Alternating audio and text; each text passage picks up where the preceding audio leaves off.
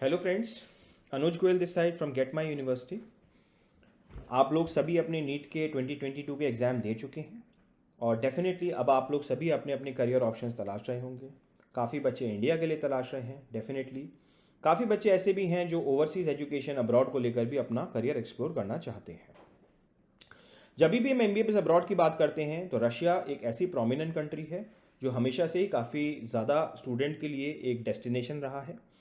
और इसीलिए भी रहा है क्योंकि रशिया और इंडिया हमेशा से एक हिस्टोरिक टाइप शेयर करते आए हैं, एक रिलेशनशिप रही है और कहीं ना कहीं हम लोग एक नेचुरल पार्टनर्स रहे हैं।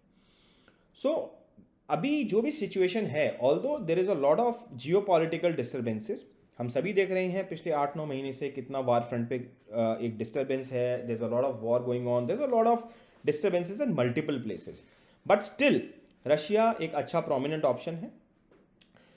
यहाँ पे अभी सबसे इम्पॉर्टेंट है जो हमारे लिए जानना, वो ये है कि अभी नवंबर 2021 में 18 नवंबर 21 को government of India national medical council जो है, हमारी जो मेडिकल की प्रीमियम संस्थान है, उन लोगों ने एक गैजेट लॉन्च किया था, एक गाइडलाइंस लॉन्च किया था जिसे हम हिंदी में बोलते हैं राजपत्र।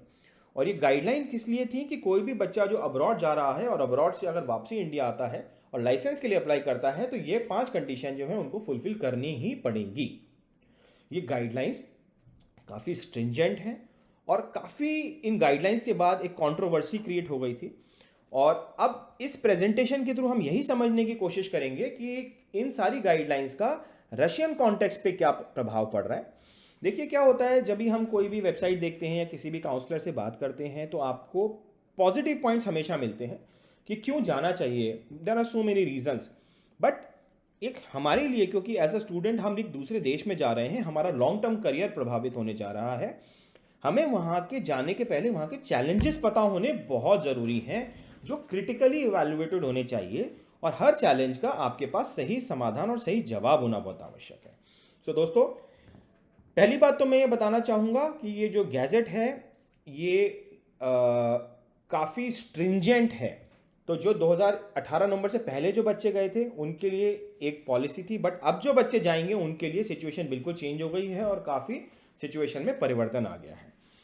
क्या क्या ऐसी कंडीशन है इसमें? बेसिकली ABCD 4 कंडीशंस हैं। Grant of permanent registration to foreign medical graduate, कोई भी बच्चा जब तक परमानेंट रजिस्ट्रेशन इंडिया में नहीं मिल पाएगा जब तक वो 4 कंडीशन फुलफिल नहीं करेगा। पहली कंडीशन, कोर्स 54 मंथ्स का होना चाहिए। दूसरी कंडीशन जो ऐड की गई है अभी, कि उसे 1 साल की इंटर्नशिप 12 मंथ्स की उस कंट्री में करके आनी पड़ेगी। पहले बच्चा आता था और डायरेक्ट करता था। इंग्लिश में ड्यूरेशन होगी। और सबसे कंट्रोवर्शियल और सबसे ट्रिकी जो कंडीशन है, जिसको लेके किसी के पास भी क्लियर जवाब नहीं है और जिसको लेकर नेशनल मेडिकल कमीशन भी क्लियर जवाब नहीं दे रही है, मैं आपको बताऊंगा आगे क्या क्या होने जा रहा है, वो ये कंडीशन है जो बहुत पेचीदा कंडीशन है। A student should be registered with the respective professional regulatory body competent to grant licence to practise medicine in the respective jurisdictions. का मतलब ये हुआ कि अब बच्चे को जिस कंट्री में वो जा रहा है वहां की रजिस्ट्रेशन भी चाहिए होगी, वहां का लाइसेंस भी लेना अनिवार्य होगा जो अभी तक नहीं थी।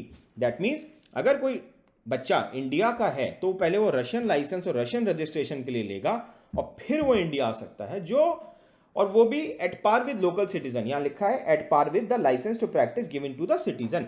मतलब जो कंडीशन रशियन बच्चे के लिए है वो इंडियन बच्चे के लिए होंगी और बच्चे को वहां का registration, he should be registered with the regulatory body which is the Russian health ministry. तो ये कंट्रोवर्सी है। अब आप ये समझिए कि 90% इंडिया बच्चा वहाँ पढ़ने जाता है, वहाँ सेटल होने नहीं जाता, बट अब वहाँ पे आपको एडिशनली लाइसेंस अप्लाई करना पड़ेगा, तो इसके रिपरकशन बहुत ज़्यादा होने वाले हैं क्योंकि वापस आके उसे इंडिया में भी देना है। इस डायग्राम के माध्यम से आइए समझने की कोशिश करते हैं सिंपली मैनर में कि क्या डिफरेंस आ गया है। ये प्री एरा है जो 18 नवंबर से पहले जो बच्चे गए हैं, मे बी लास्ट ईयर जिन्होंने एडमिशन लिया था, और ये अब की जो सिचुएशन है जो अब बच्चे जाएंगे। देखिए पहले जो होता था वो 1 से 6 साल का आपका प्रोग्राम होता था जिसमें इंटर्नशिप इंक्लूड होती थी। और उसके बाद जब आप इंडिया आते थे, या पहले FMG का एग्जाम तो अभी चल ही रहा है, लेकिन प्रपोज ये था कि नेक्स्ट 1 का एग्जाम होता, फिर 1 साल की इंटर्नशिप आप इंडिया में करते और फिर आप अपना इंटर्नशिप के बाद लाइसेंस के लिए अप्लाई कर सकते थे या PG के लिए अप्लाई कर सकते थे। अब करंट सिचुएशन जो ब्लू में मार्क्ड है वो 2022 के बच्चों के लिए रहेगा। पहले आप अपनी एजुकेशन पूरी करिए which includes your clinical and non clinical studies. उसके बाद आपको स्पेशल लाइसेंसिंग एग्जाम क्लियर करना पड़ेगा रशिया का, which will be conducted in Russian language. ये बहुत बड़ी पॉइंट है जिसको आप नोट करिए, रशियन लैंग्वेज। रजिस्ट्रेशन विद, फिर आपको रजिस्टर करना पड़ेगा रशियन हेल्थ मिनिस्ट्री के साथ। फिर अगेन यहाँ पे आपका कॉमन कनेक्ट हो जाएगा कि फिर आप नेक्स्ट का एग्जाम दीजिए जहाँ इंडिया और अब्रॉड का बच्चा एक साथ कॉमन एग्जाम में बैठेगा, फिर इंटर्नशिप करिए और फिर लाइसेंस दिए। ये दो जो कंडीशन है यहाँ पे एडिशनल कंडीशन है, जिसके कारण सबसे पहला इंपैक्ट तो ये पड़ेगा कि आपकी ओवरऑल ड्यूरेशन बढ़ने जा रही है, क्योंकि डेफिनेटली आप लाइसेंसिंग देंगे, there is a probability because that is a barrier कि हो सकता है आप पहले अटेम्प्ट में करें, हो सकता है आप दूसरे अटेम्प्ट में करें। सेकेंड रजिस्ट्रेशन है ना, और लैंग्वेज भी आपको यहाँ पे प्रोफिशिएंसी लेनी पड़ेगी। तो ये देखिए ऑब्वियसली यहाँ पे आपका पहले के मुकाबले 1-1.5 साल का ड्यूरेशन में असर पड़ेगा।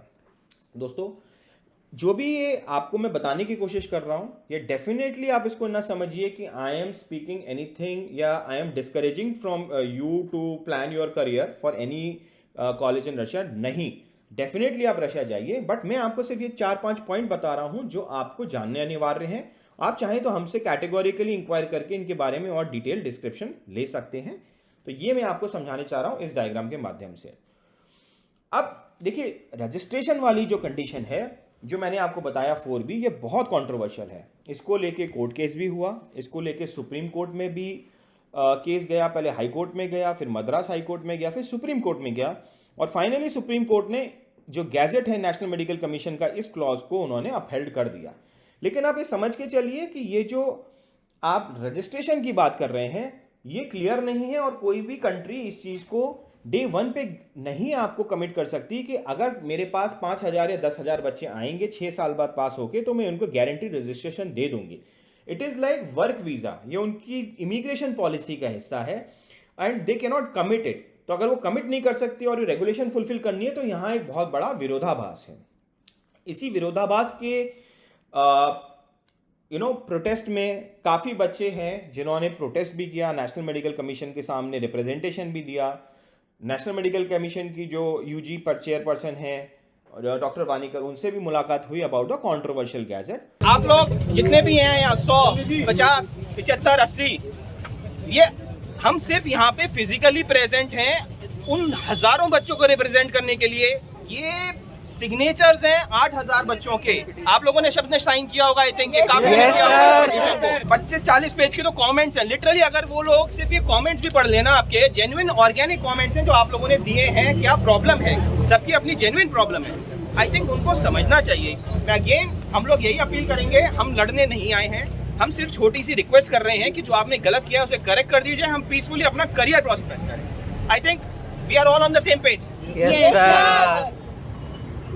और इसी के मद्देनज़र काफ़ी मीडिया हाउसेस ने भी अपनी वॉइसेस दी कि ये बड़ा सीरियस मैटर है इसको लेकर, क्योंकि एनएमसी से बार बार क्लैरिटी ली गई लेकिन एनएमसी ने कभी भी क्लैरिटी नहीं दी है कि क्या ये सिर्फ लाइसेंसिंग चाहिए आपको कि लाइसेंस दे के आना है, या रजिस्ट्रेबल होना चाहिए बच्चा। रजिस्ट्रेबल मतलब एजुकेशन एट पार होनी चाहिए कि हाँ मैंने पढ़ाई कर ली which is equal to registration, या एक्चुअल रजिस्ट्रेशन चाहिए। As per the terms of the gazette it is registered, तो अभी हमें रजिस्टर्ड ही मानना पड़ेगा, और जितने भी हमने लॉयर से बात की they are saying it is registered.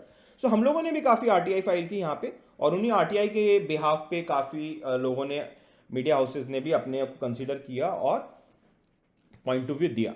आइए अब मैं कुछ आपको कैटेगोरिक और क्रिटिकल आरटीआईज के बारे में, because gate my university always believing producing factual evidences, हम कुछ भी अजम्पशन बेस्ड बात नहीं करना पसंद करते। तो यहाँ पे मैं कुछ आपको चैलेंजेस बता रहा हूँ जहाँ मुझे थोड़ा लगा कि अभी एम्बेसी को भी एक लेवल की क्लैरिटी की आवश्यकता है, ऑल्दो काफ़ी चीज़ों को उन्होंने क्लियर करने की कोशिश की है। जैसे एक क्वेश्चन था कि भाई आप रशिया में बताइए कि कौन से यूनिवर्सिटीज़ ऐसे हैं जो बाइलिंगुअल यूनिवर्सिटीज़ हैं। तो उन्होंने यहाँ पे नाम दिया, except for Tula state university and Yaroslavl state medical university the education is important in Russian, other languages provide education in English, है ना।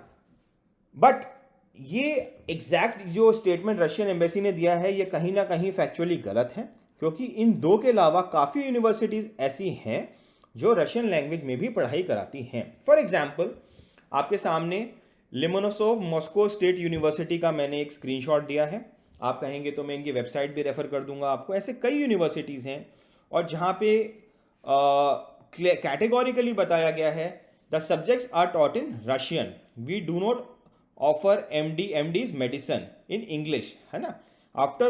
However, after reading the text, many applications still ask if we have medicine or pharmacy in English. The answer is we do not offer medicine in English. अब जो ये university है लोमोनोव Moscow, इसका reference भी यहाँ होना चाहिए था, जो नहीं है। तो मुझे लगता है कि कहीं ना कहीं रशियन एम्बेसी भी अभी काफ़ी हद तक अब्रेस्ट नहीं है, चीज़ों के बारे में उनको मिसिंग है और जानकारी का अभाव है। तो ये चीज़ ऐसी है जो आपको चेक करना बहुत ज़रूरी है। आप हमसे चेक कर सकते हैं, डेफिनेटली हम आपको बता सकते हैं 100% क्लैरिटी के साथ कौन सी यूनिवर्सिटीज़ प्रॉपर रशियन इंग्लिश में पढ़ाई कराती हैं। सेकंड क्वेश्चन इज जो RTI में फाइल किया, the special licensing exam. So Russia का कॉन्सेप्ट क्या है कि आपको 6 साल बाद स्पेशल लाइसेंसिंग एग्जाम देना पड़ता है और उस स्पेशल लाइसेंसिंग एग्जाम के बेसिस पे ही आपको वहाँ की लाइसेंसिंग का और रजिस्ट्रेशन का प्रोसेस शुरू होता है। The special licensing exam conducted by universities are taken in which language? If the exam is taken in Russian language, is it necessary for the student to have a fluency in written language? देखिए यहाँ समझना बहुत ज़रूरी है, language 2 प्रकार की होती हैं। वन इज वर्बल लैंग्वेज, जो इवेंचुअली आप बोलते बोलते सीख जाते हैं, लोगों से मिल के सीख जाते हैं। सेकेंड इज रिटन लैंग्वेज, कि आपका रिटन प्रोफिशिएंसी कैसा होना चाहिए। तो उस पर एम्बेसी का, क्योंकि एक लैंग्वेज सीखना अपने आप में एक, मैं कम से कम ये तो नहीं बोलूँगा कि ईजी चीज़ है। ऑल्दो लोग क्लेम करते हैं कि कोई भी लैंग्वेज, स्पेशली रशियन लैंग्वेज, तो बहुत आसान है, आप इजीली सीख सकते हैं। बट आई थिंक ये सवाल तो आप भी लॉजिकल है कि कोई भी लैंग्वेज को मास्टरी करना, this is about doing a mastery when you say written language. Please refer to the RTI 6-year general medicine course includes clinical rotation, clerkship. इसमें मेन चीज देखते हैं, the licensing exam conducted by Russian medical university is in Russian language and hence a foreign student need to be proficient in Russian language both oral and written form. तो ये एक बहुत बड़ा point है जो आपको देखना पड़ेगा कि अगर आप लाइसेंसिंग के लिए जा रहे हैं तो आपको वहाँ पे रशियन लैंग्वेज में मास्टरी करनी पड़ेगी, क्योंकि और वो भी स्पेशली मेडिकल टर्म्स में। Although the examination of Russian special licensing is objective exam, but still this is one factor which you need to take into consideration, क्योंकि अभी तक बच्चों के लिए कोई लाइसेंसिंग एग्जाम नहीं होता था, ठीक है ना। तो वो इंग्लिश में ही पढ़ते थे और इंग्लिश में पास आउट हो जाते थे, बट यहाँ पे अभी ये कंडीशन है। ऑल्दो कुछ लोग ये अजम्पशन भी करते हैं, मैं किसी की कुछ वीडियोस भी देख रहा था कि आने वाले टाइम में रशिया भी इंग्लिश में अपना लाइसेंसिंग एग्जाम कर देगा, but I think this is a clear cut assumption. और अगर हम एक अपना डिसीजन ले रहे हैं तो हम आज के फैक्ट्स पे लेंगे, हम एक अजम्पशन बेस्ड डिसीजन नहीं ले सकते, बिकॉज वो हो भी सकता है और नहीं भी हो सकता। तो हमें ये मान के चलना चाहिए अगर 5% नहीं होता तो उस केस में हम मेंटली और फिजिकली हम कितना प्रिपेयर्ड है, प्रिपेयर्डनेस क्या है हमारी, राइट। सेकेंड RTI जो है यहाँ पे क्लॉज 4B को लेकर ही है कि नेशनल मेडिकल कमीशन के गैजेट। क्वेश्चन क्या है, does Russia allow foreign students to be registered with ministry of health system of Russia to practise in Russia at par with local citizen? This condition is mandatory to be fulfilled by students seeking to take admission in Russia as per National Medical Commission Regulation 2021. तो क्या Russia allow करता है? And second question is, students should undergo internship of minimum duration of 12 months in the same medical college. Does 6-year medical education in Russia include 12 month of internship or it is excluded? जो internship की हमने बात किया है, इस case में Russian embassy का कहना यह है, Indian student apart from successfully completing 6 years of medicine program need to clear special examination, जो मैंने आपको बताया, special licensing exam and obtain certificate of license from the university. This is for license, है ना, where the individual studied. An Indian student need not seek work permit if one is not interested to practice in Russia. But यहाँ पे licensing की बात नहीं है, registration की बात है, which is a next step over and above this thing. फिर उस पर एक और RTI फाइल की गई, इसमें हम बोलते हैं अपील फाइल करना। Obtaining work permit from Russian ministry of interior affairs. यहाँ पे रशिया का कहना ये है कि अगर आपको रजिस्ट्रेशन के लिए जाना है तो आपको इंटीरियर मिनिस्ट्री जो है हमारी, इंटीरियर अफेयर, उससे परमिशन लेना पड़ेगा। देखिए, ठीक है,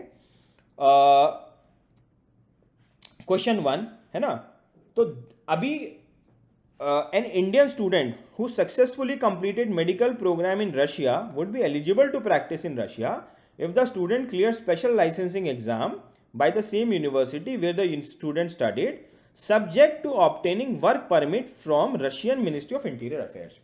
तो इसमें जो क्वेश्चन रखा गया इस क्वेश्चन के बाद, when thousand of students pursuing medicine in Russia, है ना, clear the special licensing exam, will ministry of interior affairs ensure और guarantee to grant them practising licence as it is mandatory for Indian students to be registered with professional regulatory body. That means अभी तो कुछ बच्चे हैं जो Russia में practice के लिए रुकते हैं, बट जब 10,000 बच्चे आएंगे रशिया में इस साल और मैंडेटरी एनएमसी की गाइडलाइन है कि आपको रजिस्टर करना पड़ेगा, तो क्या Russian ministry of interior affairs इस चीज़ का अश्योरेंस देगी कि अगर वो अपना स्पेशल लाइसेंस एग्जाम क्लियर करते हैं तो उन्हें वर्क परमिट मिलेगा? इसको लेकर डेफिनेटली रशियन गवर्नमेंट ने कोई कमिटमेंट अभी तक नहीं दिया है और वो दे भी नहीं सकते। इसीलिए एनएमसी का प्रोटेस्ट हो रहा है कि आप इतनी वियर्ड सी कंडीशन अडॉप्ट कर रहे हैं। आप किसी कंट्री को बोल रहे हैं कि आप पहले से पहले ही बता दो कि आप अपने कंट्री के जितने भी मेडिकल प्रोफेशनल्स हैं उनके साथ आप हमारे लोगों को भी एब्जॉर्ब करेंगे, which I feel personally is not a education decision, it's more of a immigration policy. Okay, और दूसरा उन्होंने बोला कि 6 साल की ड्यूरेशन है which includes extensive hours of practical termed as clerkship, equivalent duration of which is mentioned year और more. ठीक है, कि आपकी जो इंटर्नशिप है वो इंक्लूडेड है 6 साल के अंदर। अब इसी पे अगला सवाल आता है, does 6 year medicine education include mentioned internship by national medical commission or it is separate? इसमें एम्बेसी का कहना यह है 6 year general medicine course include clinical rotation, clerkship of a duration of 12 months or more which may be termed as internship. Second, the special licensing exam conducted by the Russian medical university is in Russian language. A foreign student need to be proficient. Same reply जो हम पहले बात कर चुके हैं, right? फिर एक और उस पर देखिए, हमारा कोशिश यही रहा है कि हम बिल्कुल एब्सोल्यूट क्लैरिटी में जाएं, कहीं भी 1% गुंजाइश न रह जाए किसी अजम्पशन की। This is in response to the RTI reply, please answer the following. How come Russian universities have no plan to add 1 year additional internship which is mandatory as per MCFMG regulation 2021, since the present 6-year clerkship is not recognized by NMC? And second question, has NMC confirmed to the Indian embassy that it will recognize the present 6-year clerkship as internship?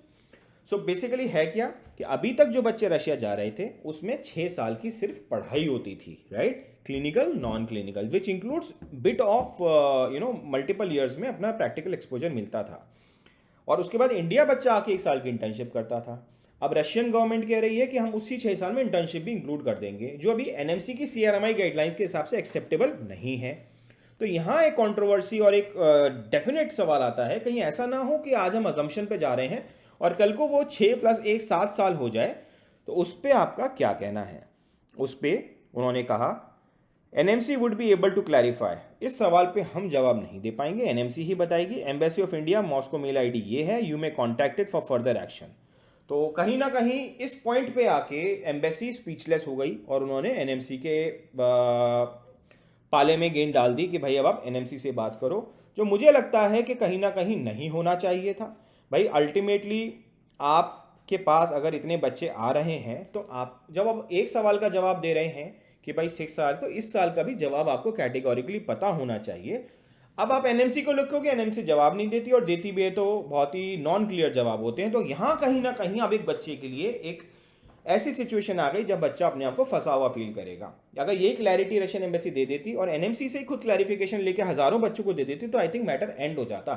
मेरे को जो लगता है, again this can be a potential challenge कि this जब NMC में इसकी clarification मांगी जाएगी तो this could be 6+1 because what NMC wants as per Indian standards, right? तो ये एक प्रोबेबिलिटी है। I am just leaving with the thought, right? क्या होगा, डेफिनेटली उसके लिए लीगल ऑप्शंस हम लोग अपना एक्सप्लोर कर चुके हैं, मैं आगे आपको बताने वाला हूं। एंड दिस इज सीआरएमआई गाइडलाइन जिसकी मैं बात कर रहा हूं 2021। What is the prescribe duration of internship? Minimum period of, ये इंडियन के कॉन्टेक्स्ट में है बट अगेन ये क्रिटिकल है। Minimum period of 12 months to the satisfaction of the college authority and the university concerned after passing the Bachelor of Medicine and Bachelor of Surgery MBBS examinations, so to be eligible to award a MBBS degree in the respective university. So दोस्तों, अब confusion जैसा मैंने आपको बताया, is it licensing, it is registrable, it is registration, इन्हीं में in fact हमारी NMC के लॉयर से भी बात हुई, बट somehow मैंने ये रियलाइज़ किया उनसे बात करके कि वो खुद ही कंफ्यूज थे जब मैंने इन्हीं आरटीआईज का उनको हवाला दिया और मैंने उनसे सवाल किया कि आप रजिस्ट्रेशन की बात कर रहे हैं बट कंट्री रजिस्ट्रेशन कैसे ग्रांट करेगी? अगर वो रजिस्ट्रेशन ग्रांट, अगर आप इंडिया में रजिस्ट्रेशन लेते हैं दैट मीन्स मैं इंडिया में प्रैक्टिस कर सकता हूँ। तो अगर रशिया रजिस्ट्रेशन देने की बात करती है दैट मीन्स एक स्टूडेंट के पास राइट बन जाएगा वहाँ प्रैक्टिस करने का।